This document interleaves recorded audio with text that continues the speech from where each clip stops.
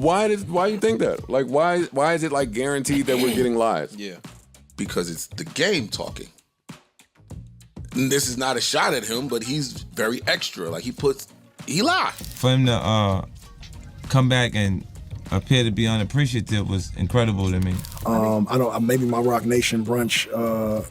Maybe my invite get lost in emails. Right. Maybe you know what? Maybe it's in the spam. They do be good lies. They Like be like what? great The Tupac lies. picture. That was one of the best lies ever. Oh, come on. Y'all still holding that against him? Yes. When it comes to missed chances in hip-hop, the game's name definitely comes up. He's got mad talent, but instead of leveling up his music game, he's been caught up in petty drama.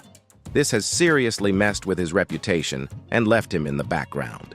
Check out this recent West Coast hip-hop event. Dr. Dre, who used to mentor the game, pulled together a killer lineup with Kendrick Lamar, Schoolboy Q, YG, and more. But guess who was MIA? The Game.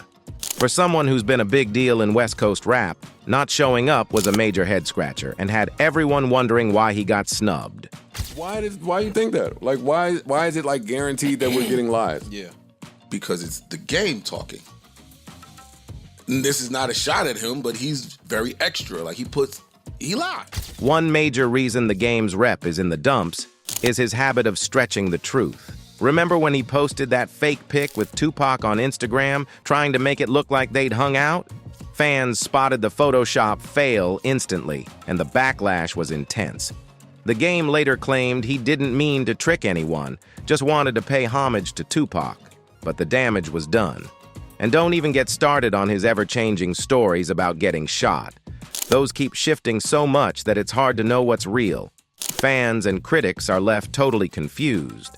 They do be good lies. They Like be like what? great The Tupac lies. picture. That was one of the best lies ever. Oh, come on. Y'all still holding that against him? Yes. Then there's the game's claim that Kanye West did more for him in a few weeks than Dr. Dre did throughout his whole career.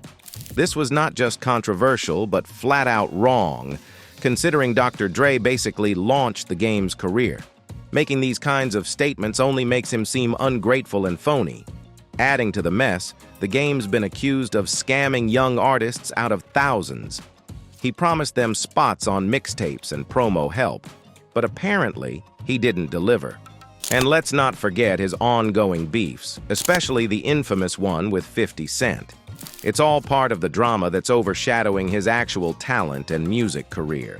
Back in 2003, 50 Cent blew up the rap scene with his debut album, Get Rich or Die Tryin'.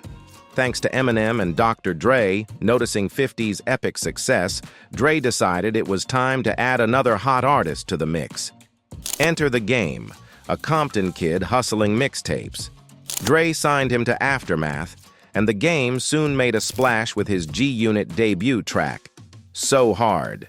By mid-2004, Dre and Jimmy Iovine were all in on The Game, thinking it'd be fire to officially bring him into G-Unit. Dre pitched the idea to 50 Cent, and just like that, The Game was a full-on member of the crew. And I'm gonna shine, homie, until my heart stop. Go ahead, envy me.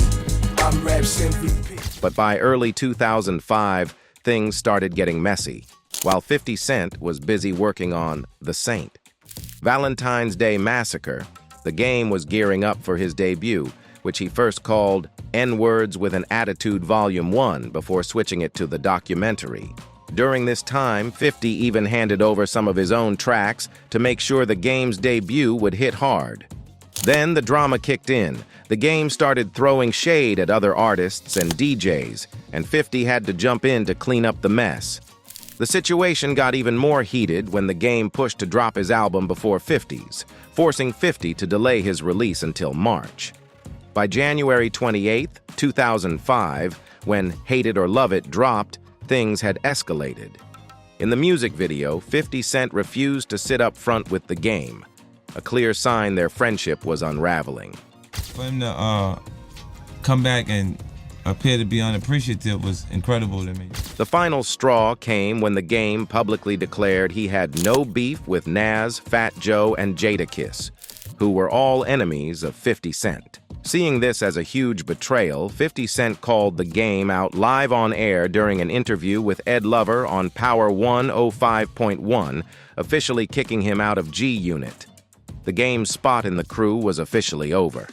50 Cent hit up Hot 97 to air out the game's disloyalty.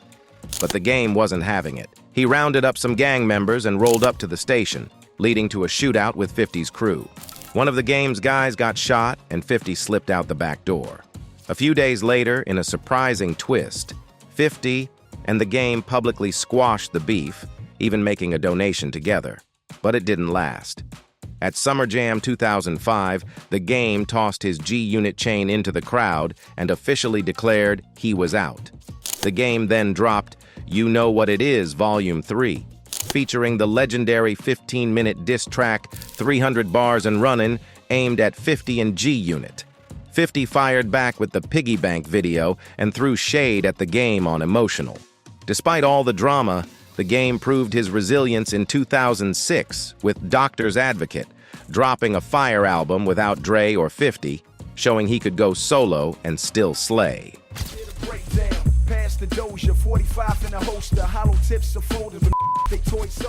Even after all the public drama, Dre and the game kept things cool behind the scenes. By the time the RED album dropped in 2011, the game was still getting solid feedback from Dre. For years, the game stayed loyal to Dre, even when they weren't officially linked. He always hyped up his connection with Dre, bragging about how he could call him anytime. But now, that call would probably go straight to voicemail. The game let his emotions get the best of him, burning bridges with Dre and the whole Aftermath crew. When Dre dropped the Compton LP and the game only showed up on one track, fans started to notice something was off. The real sting came in 2022 during the Super Bowl halftime show. Dre brought out Snoop, Eminem, Anderson .Paak, Kendrick Lamar, and 50 Cent. Pretty much everyone except the game. M is an icon, but M is not from LA. 50 is not from LA, and I'm not taking away from the fact that they were on the Super Bowl, but LA have been on a Detroit Super Bowl or a New York Super Bowl. It just wouldn't have happened. At first, the game played it cool, acting like he wasn't bothered by being left out. But eventually, he admitted it hit him harder than he let on. Apparently, he'd reached a breaking point when he took shots at Dr. Dre, a move that shocked everyone.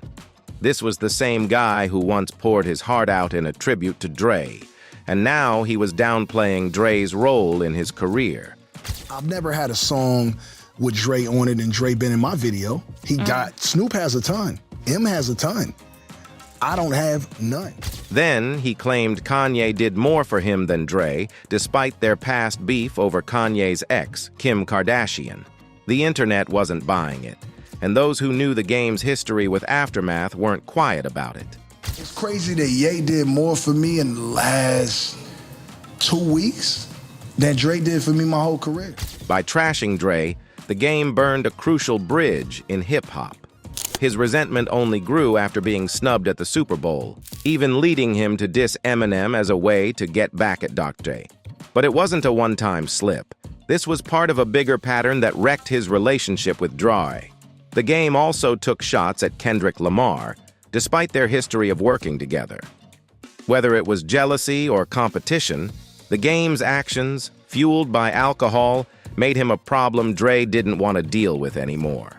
Despite the game's attempts to spin the story, his track record of dissing big names linked to Aftermath made him too much of a liability for Dre to keep around. The game's beef with Jay-Z kicked off in 2011 when the game recalled a 2004 encounter at Jay's 40/40 Club. He asked Jay for advice, and Jay reportedly said, "Most of you new rappers don't last long anyway. Find a new lane," which the game took as a major diss. I asked him something about, how do you stay relevant, you know what I'm saying? And I didn't really like his answer. So ever since then, I kind of was just, taking shots here and shots there. The tension escalated when the game dropped his debut single, West Side Story, where he rapped, "I don't do button-up shirts or drive Maybachs." People, including Jay-Z, thought it was a shot at him, though the game later claimed it was aimed at J. Rule. I'm bringing CA back, and I don't do button-up shirts or drive Maybachs. All you old record labels trying to advance. To top it off, the game used an unauthorized Jay-Z verse on a mixtape, which only added fuel to the fire, leaving Jay-Z feeling disrespected. Even after the game tried to smooth things over, the tension with Jay-Z didn't just disappear. On February 7, 2005, Jay-Z and his Rockefeller squad, including Memphis Bleek, hit up Hot 97 for a freestyle session. Jay-Z didn't hold back, throwing some sneaky shots at the game.